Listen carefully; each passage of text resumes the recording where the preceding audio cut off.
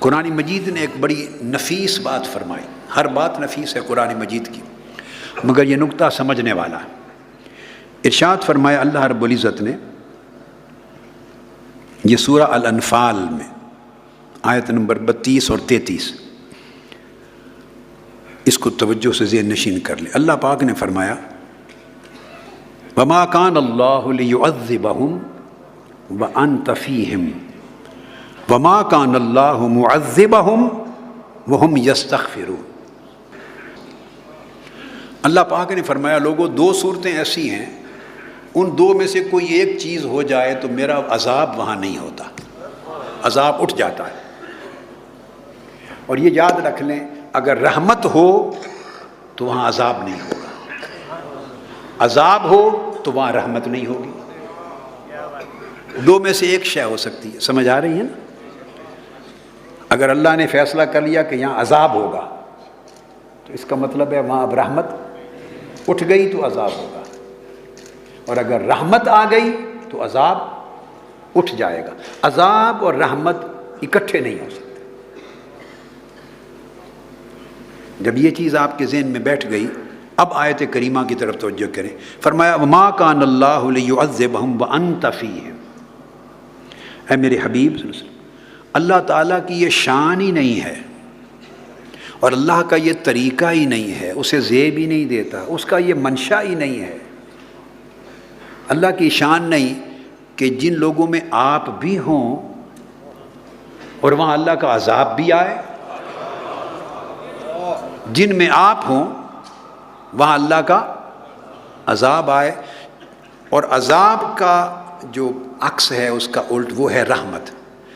رحمت ہوگی تو عذاب اٹھ جائے گا، اگر عذاب آئے گا تو رحمت اٹھا لی جائے گی. تو عذاب کے بالمقابل حضور کی ذات کا ذکر کر کے اللہ پاک نے اعلان کر دیا میرے محبوب میری رحمت آپ کا وجود ہے،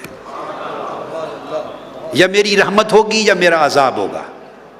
اگر عذاب ہوگا میرا تو رحمت اٹھا لوں گا، اور اگر رحمت ہوگی تو عذاب اٹھا لوں گا. تو فرمایا اگر آپ موجود ہوں ان میں تو اللہ عذاب نہیں کرتا. اور دوسری اسی آیت میں اگلا جملہ فرمایا اسی طرح اگر لوگ مجھ سے معافی مانگ رہے ہوں، استغفار کر رہے ہوں تو تب بھی عذاب نہیں کرتا. استغفار کر رہے ہوں، توبہ کریں، استغفار کریں، مجھ سے معافی کے طلبگار ہوں تو تب بھی عذاب نہیں کرتا. اب یہ آیت کریمہ پہلے تو ذہن میں رکھ لیں کہ یہ صحیح بخاری کتاب التفسیر میں ہے. یہ اس کا شان نزول یہ ہے کہ ابو جہل نے، کفار و مشرکین مکہ نے، اور بطور خاص ابو جہل نے یہ کہا کہ اے اللہ اگر یہ تیرا رسول سچ ہے، جو بات کہتے ہیں یہ سچ ہے، تو ہم پر پتھروں کی بارش فرما، ہم پر پتھروں کی بارش کر، ہم پر عذاب کر، آسمان سے عذاب نازل کر، یا کوئی دردناک عذاب لے آ اگر ہم جھوٹے ہیں اور تیرا نبی جو کہتا ہے سچ ہے. اور آقا علیہ السلام موجود ہیں اور وہ اشارہ کر کے کہہ رہے ہیں کہ اگر یہ سچا ہے تو ہم پہ عذاب لا. اس کے اس کہنے کے جواب میں یہ آیت کریمہ نازل ہوئی.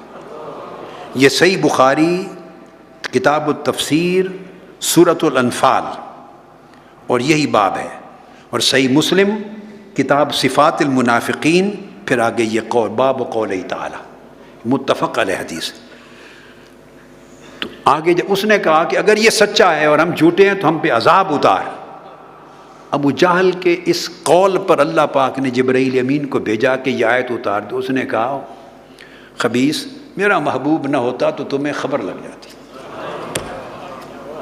میرا قاعدہ یہ، میری یہ شان نہیں ہے، میری رحمت اور میری محبت کی یہ غیرت گوارا نہیں کرتی کہ میرا محبوب جس جگہ جن میں رہ رہا ہو محبوب بھی رہے، وہ میری رحمت ہے، اور وہاں عذاب بھی اتاروں. اس لیے وہ جو پہلی امتوں پر عذاب اترتے تھے نا، نبیوں کے ہوتے ہوئے، انبیاء کے ہوتے ہوئے، پتھروں کی بارش ہوئی، چہرے مسخ ہو گئے، یہ ہو گیا، وہ عذاب مؤخر کر دیا محبوب کی خاطر. تو اس جہت سے دشمنوں اور کفار و مشرکین کے لیے بھی رحمت ہو گئے. آقا علیہ السلام رحمت للعالمین جو ہیں، تو اس میں کفار و مشرکین بھی آتے، ان کے لیے بھی رحمت ہو گئے کہ وہ جو فوری عذاب اترتے تھے آقا علیہ السلام کی وجہ سے ان منکرین سے وہ بھی اٹھ گئے، مؤخر کر دیے۔